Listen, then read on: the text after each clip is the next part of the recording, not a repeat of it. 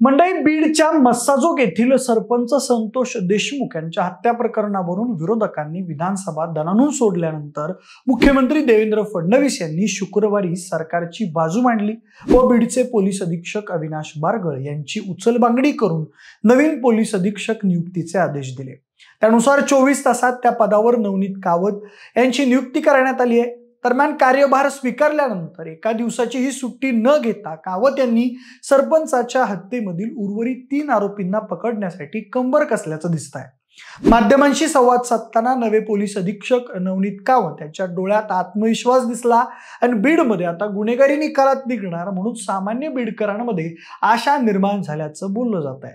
नेमकं काय म्हणाले नवे पोलीस अधीक्षक आणि कशा पद्धतीनं आता ते संतोष देशमुख यांच्या प्रकरणाचा तपास करणार आहेत त्याचाच घेतलेला हा सविस्तर आढावा। नमस्कार, मी प्रथमेश आणि तुम्हाला तर माहितीये आपला विषयच भारी। मंडळी, मस्साजोग हत्या प्रकरणी आता खुद्द मुख्यमंत्री देवेंद्र फडणवीस यांनी लक्ष घालून दोषींवर कठोर कारवाई करणार असल्याचं आश्वासन दिल्यानं प्रकरणाच्या तपासाला वेग आल्याचं पाहायला मिळत आहे। कारण सरपंच संतोष देशमुख हत्या प्रकरण हाताळण्यासाठी राज्य सरकारतर्फे विशेष सरकारी वकील म्हणून बाळासाहेब कोल्हे यांची नियुक्ती करण्यात आली आहे। त्यामुळे फडणवीसांनी घेतलेल्या भूमिकेनंतर या प्रकरणाच्या चौकशीला आता वेग आला आहे। तसंच मुख्यमंत्री फडणवीस यांनी देशमुख यांच्या हत्या प्रकरणाशी संबंधित पोलीस अधीक्षकांच्या बदलीची घोषणा केली होती। त्यानुसार काल अविनाश बारगळ यांची उचलबांगडी करत त्यांच्या जागी नवनीत कावत यांची नियुक्ती करण्यात आल्यानंतर कावत यांनीही ऍक्शन मोडवर येत काम सुरू केलंय। बीडचे नवनीत कावत यांनी पोलीस अधीक्षक पदाचा पदभार स्वीकारताच संतोष देशमुख प्रकरणी काही महत्वाचे आदेश दिलेत। तसंच तपासाला वेगाने सुरुवात केली आहे। त्या अनुषंगाने बीडचे पोलीस अधीक्षक म्हणून पदभार घेताच नवनीत कावत यांनी मस्साजोग प्रकरणात सर्व अधिकाऱ्यांची बैठक बोलावली। तपास कुठपर्यंत गेलेला आहे, तपासामध्ये काय काय बाकी आहे, आरोपी अटक करण्याचे जे बाकी आहेत त्यांना अटक करण्यासाठी आम्ही प्राधान्यानं काम करणार आहोत असं पोलीस अधीक्षक नवनीत कावत यांनी सांगितलंय। दरम्यान यावेळी शासनानं माझ्यावर खूप मोठी जबाबदारी सोपवली आहे। बीडच्या लोकांनाही माझ्याकडून भरपूर अपेक्षा आहेत। बीड जिल्ह्यातील लोकांना जो जिल्ह्यामध्ये प्रॉब्लेम आहे तो सोडवण्याचा प्रयत्न मी 100% करेल। तुमच्याकडून मला सहकार्य पाहिजे। पोलीस प्रशासन तुमच्यासाठी आहे असंही आवाहन नवनीत कावत यांनी केलं। पुढे ते म्हणाले, सरपंच संतोष देशमुख हत्या प्रकरणात मी जातीनं लक्ष घालणार आहे। या प्रकरणी जे कोणी आरोपी आहेत त्यांच्यावर कडक कारवाई केली जाईल। येत्या 2 दिवसात मी पीडित देशमुख कुटुंबाला भेट देणार आहे।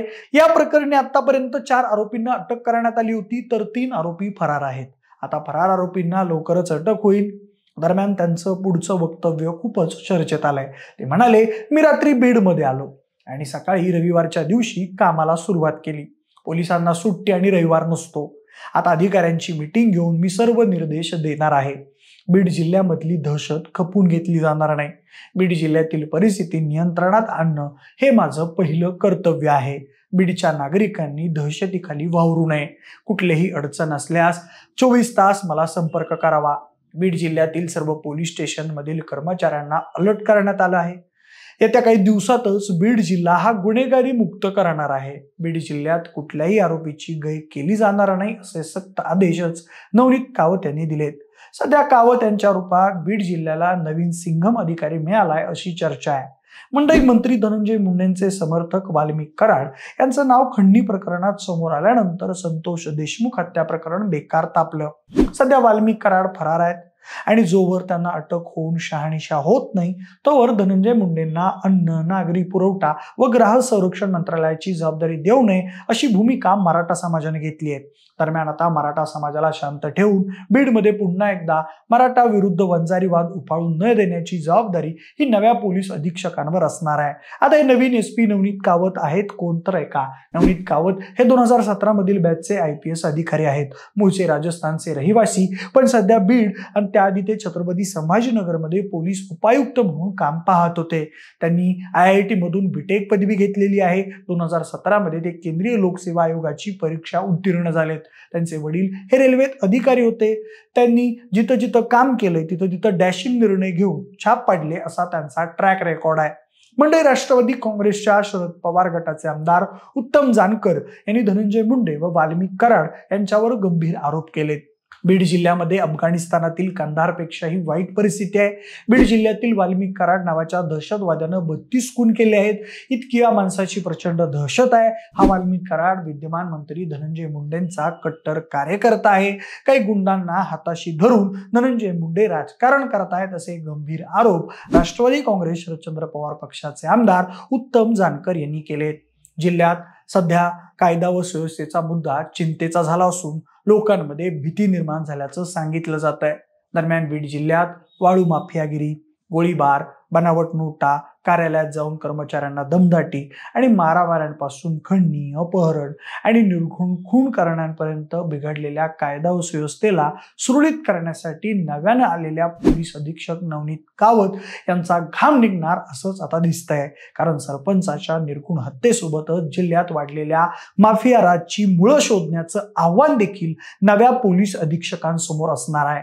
त्यांनी सध्या जिल्ह्यातील कायदा व सुव्यवस्थेची घडी बसवण्यासाठी अगदी वाहतूक शाखेपासून स्थानिक गुन्हे शाखा, पोलीस अधीक्षकांचे विशेष पथक, आर्थिक गुन्हे शाखा तसेच पोलीस ठाण्यातील अधिकाऱ्यांच्या फेररचनेसाठी प्रयत्न सुरू केल्याचं बोललं जात आहे। जिल्ह्यात कायम हैदोस घालणारे वाळू माफिया, गुटखा माफियांचा बंदोबस्त करण्यासोबत त्या घटनांची परस्पर संबंधाची साखळी शोधण्याचे आव्हान त्यांनी पेललं आहे।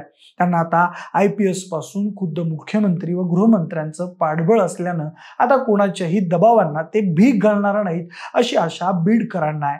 बीड जिल्ह्यातील गुन्हेगारीचा पॅटर्न मोडीत काढण्यासाठी जे काही करावं लागेल ते करण्याची आपली तयारी असल्याचं त्यांनी सांगितलं आहे।